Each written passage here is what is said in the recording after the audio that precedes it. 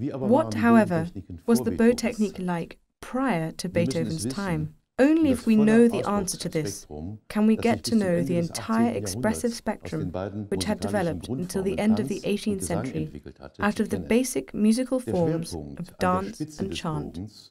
Ever since string instruments came to Central Europe from the Middle Orient in the 11th century, the one factor that determined every aspect of the technique was the placing of the center of gravity at the tip of the bow. A high art of articulation developed, which lived off the wealth of nuances of the attack. Like today, both ways of playing, underhand and overhand, were always employed.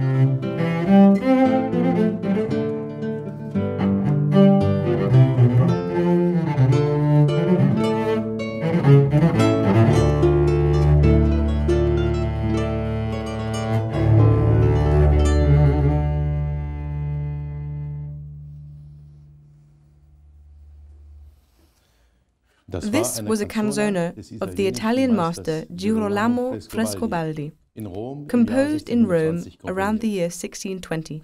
It is one of the earliest known works of the basso concertanto, which would have been a 5- or 6-stringed violoni in Italy, the Netherlands and Germany of that time.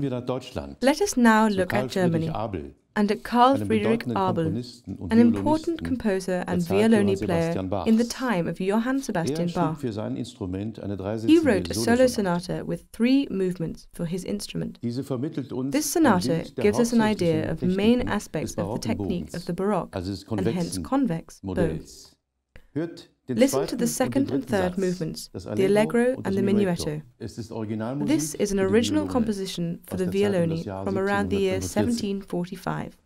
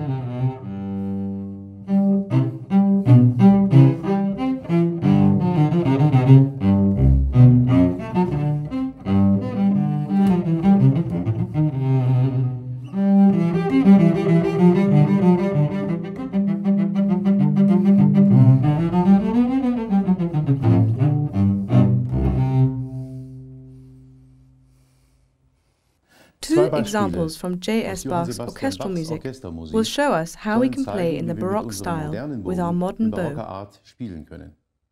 The first allegro of the Third Brandenburg Concerto, a détaché staccato, here first on the Baroque bow. Hier noch mit dem Barockbogen.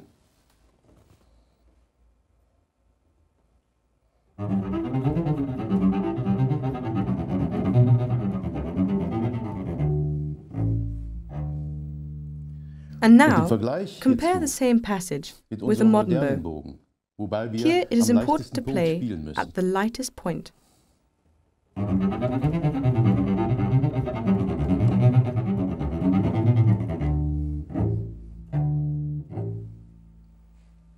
Wunderschön ist die begleitende Stimme in Bach's violin concerto in E major. The accompanying voice is very prominent. There are several possible bowings for it.